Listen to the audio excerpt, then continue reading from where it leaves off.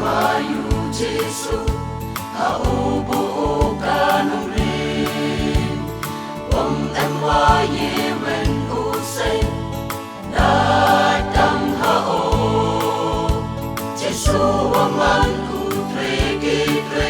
Ya utawan ya mali Hao em ka ching pen in Ya kiwang atang hao Em kiwach na kanong rin Nakas payong kapatay Em wan kiwach na daymen Sinwas yaw sarong Kan mo tampang kasi bicha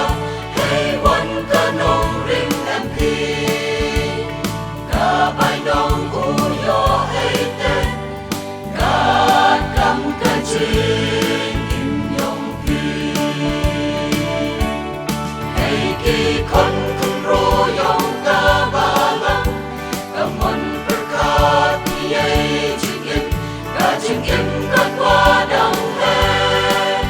No perkat ya kanong rin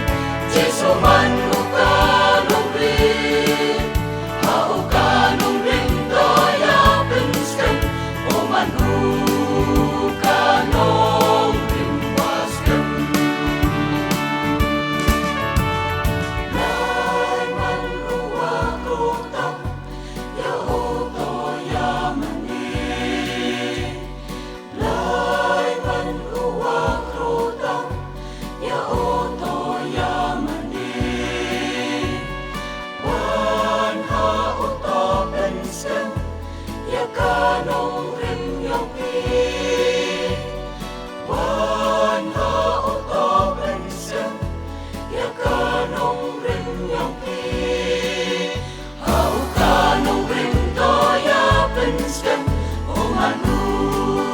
kanong rin waskan O manu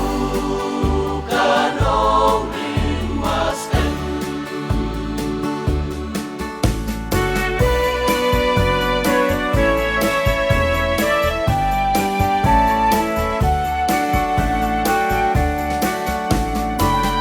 Pipi mo pimanti Yung chong umen sim ako Kat kiwa penjet yaka Kajing tim yao Sumar yaka penko yaka Nei kop lai man uakot Ham ilat ye jing chukong Dakas payong kapertai Kay kikon kung royong kabalang Kamon perkat niyay jingin Kajingin